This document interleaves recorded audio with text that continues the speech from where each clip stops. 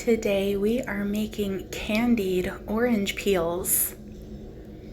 I got these beautiful, freshly picked local oranges for the second year in a row from the same local lady, fresh off the tree and never treated with any pesticides, just picked a few days ago. The first step is to wash the oranges with soap and water, and then you'll slice the peel off both ends, because the section that we are going to candy is that main section of peel in the middle. And then you'll slice the peel vertically about 4 or 5 times. It just depends on the size of the orange. And then you'll carefully peel those sections off.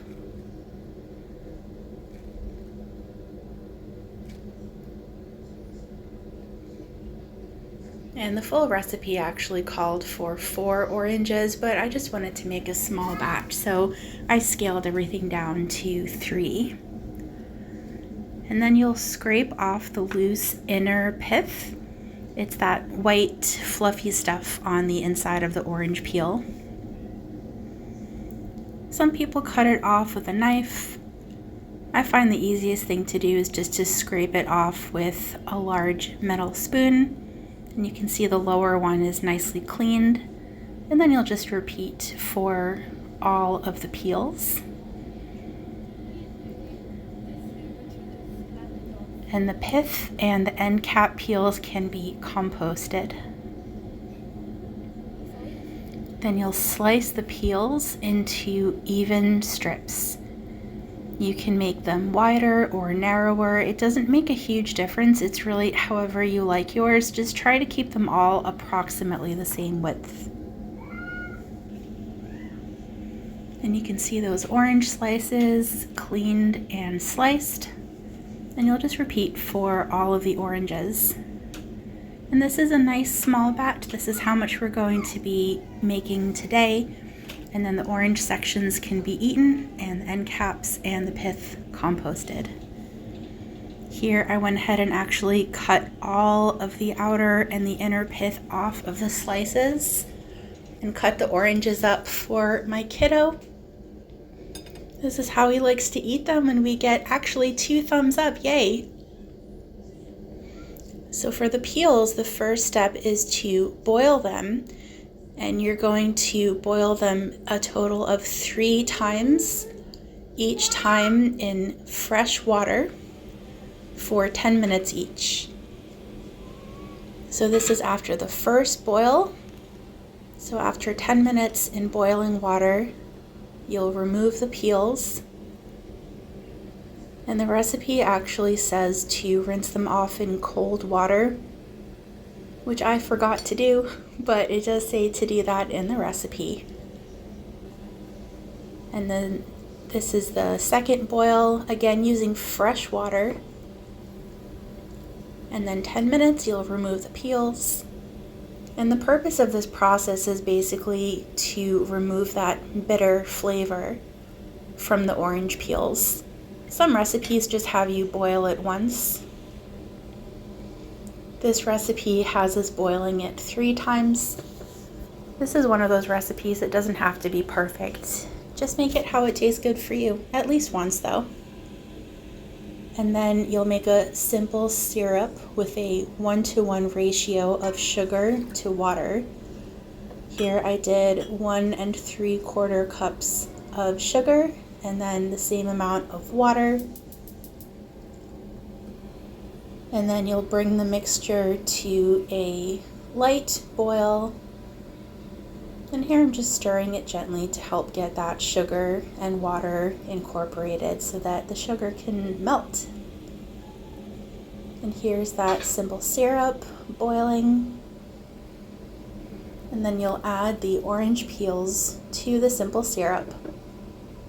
And the recipe says to lightly boil until the orange peels start to turn translucent and turn a little bit green. So I boiled mine for about 15 minutes, but it really just depends on how much you're cooking and the volume that's in the pot. But here you can see that the peels are almost greenish and they're slightly turning translucent. You can actually see the fork tines through the orange peel with some of these slices that I'm lifting up for the camera.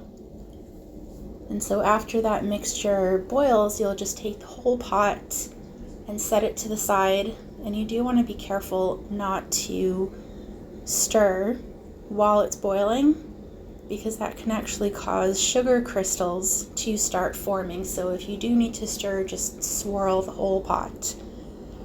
And here are beautiful, neat rows of all of those candied orange slices laid out.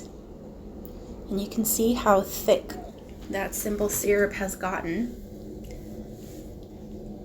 So now we're going to put the orange slices in a safe place.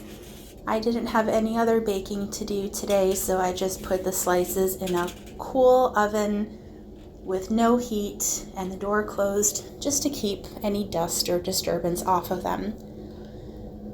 And you see here the syrup very quickly solidifies, and it will just crystallize inside your pot and become impossible to clean. So you want to very quickly soak it and clean it up. And here's the next day. You can see that those slices look a little bit more dry. So they have now candied. The sugar has solidified and crystalled on those oranges. We'll now take the candy melter and put it on low heat, and then add bittersweet chocolate and just melt it gently on low heat. This candy melter has a low setting and a high setting, but just to be on the safe side, we're not in a rush. We'll just put it on the low setting, give it some time, let the chocolate fully melt. And now it's time to dip the candied orange slices. You can eat the orange slices just like this, or some people like to toss them in granulated sugar. I like mine dipped in bittersweet chocolate. I think it adds a wonderful flavor. And it is quite a messy process, and it's much easier to do with two hands when I'm not holding the camera. So I went ahead and finished these off camera. I had a couple little pieces cut up and dipped individually. Most of them I dipped about halfway, and the remaining chocolate can be laid out to cool and use later. And I just popped the tray in the fridge for a couple minutes so that everything could solidify. Look at these beauties. They are absolutely delicious, full of flavor, sweet and tangy. Way better than anything you can find at the store. I actually packed these up in little gift bags to give away to a few friends and neighbors. And these are just such fun homemade gifts that look really professional. The flavor is exceptional. Thank you for watching, and b'teavon.